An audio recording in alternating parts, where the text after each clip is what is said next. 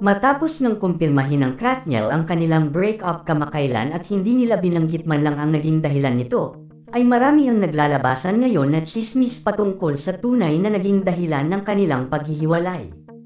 Patuloy ng nadadawat ang pangalan ng aktres na si Andrea Brillantes sa isyu ng hiwalayan ni Catherine Bernardo at Daniel Padilla. Lalo na at hindi pa din ito naglalabas ng official statement hinggil sa isyu na siya ang third party sa hiwalayan ng mga ito. Si Andrea Brillantes nga ang matunog na pangalan na dahilan ng hiwalayan ng Katniel, lalo na nang may chika ito ni OG Diaz sa kanyang vlog noon.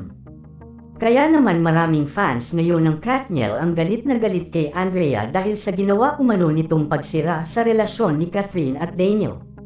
Samantala may lumabas namang balita na di umano ay spotted na magkasunod na lumipad patungong ibang bansa si Daniel Padilla at Andrea Brillantes.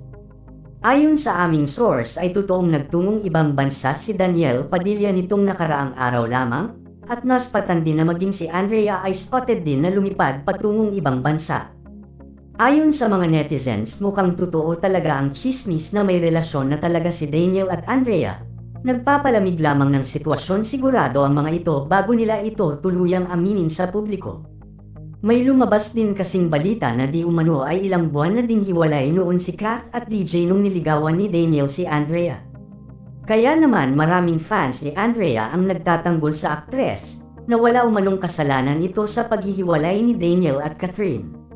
Ngunit galit na galit at hindi naniniwala ang Katniel fans na walang kasalanan si Andrea sa paghihiwalay ng dalawa, dahil kita naman umano sa ugali nito na magaling talagang mang-ahas ang aktres. Ugali na daw ito ni Andrea ayon sa fans ng Katniel, mang-aagaw at easy to get saad ng mga ito.